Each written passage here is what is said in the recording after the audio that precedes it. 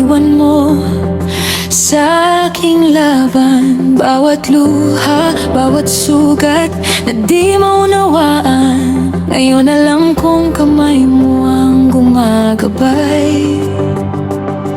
Ang palo mo'y hindi galit kundi pag-ibig, tulad ng mamaanak ay itinatama. Sa bawat pagsubok na aking dinaraanan, hinuubog mo ang puso kong sumunod sa'yo.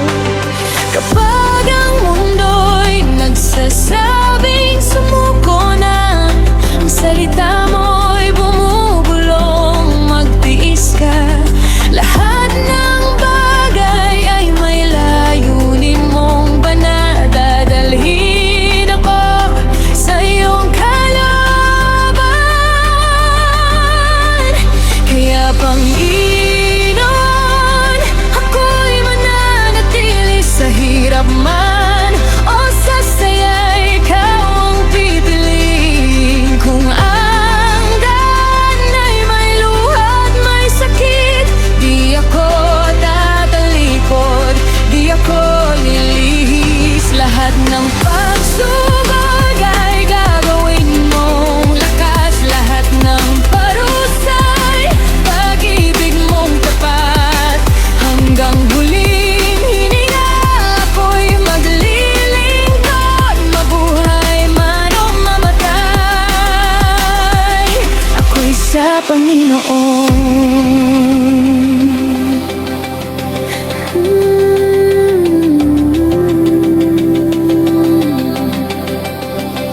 Kapag ang kabutihan ay nanaitihan ng sakit, at ang katapatan ay sinalubong ng panlalait, ipapaalala ko sa puso kong nanghihina na ganito rin ang dinaanan ni Kristo noon.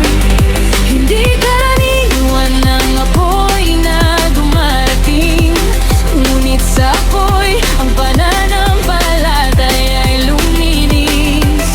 Ang bawat sugat ay tanda ng paghubog mo, hanggang maging karapat-dapat sa iyong pangako. Turuan mo akong magmahal sa utos mo, kahit ang mundo'y dito maintindihan. Kapag ako'y ituwid mo, ako'y magpapasalamat, sapagkat alam kong ako'y iyong anak. Hindi ako susuko sa gitna ng unos, hindi ako hihinto sa paggawa ng mabuti. Kahit ang masama'y gumanti sa kabutihan, ikaw ang aking hukom, ang aking gantimpala. Kaya Panginoon, narito ang pangako, ang puso ko'y sa'yo lamang maglilingkod. Sa bawat luha, bawat sugat, bawat pagsubok, mas lalo kitang ibigin. Lahat ng bagay ay sa kabubuti kung ako'y mananatili sa pagsunod sa'yo hanggang huling hininga. Ito ang aking awit, mataway ako para kay Kristo, mamatay ako para kay Kristo. Sa buhay at kamatayan, ako'y sa Panginoon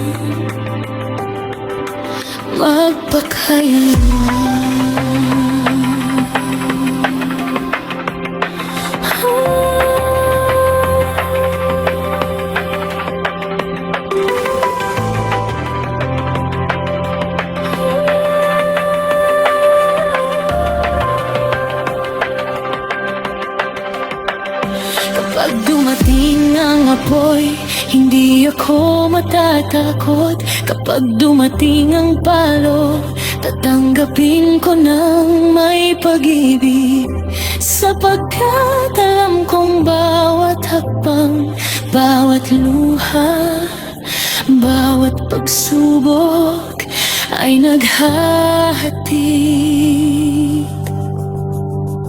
sa akin.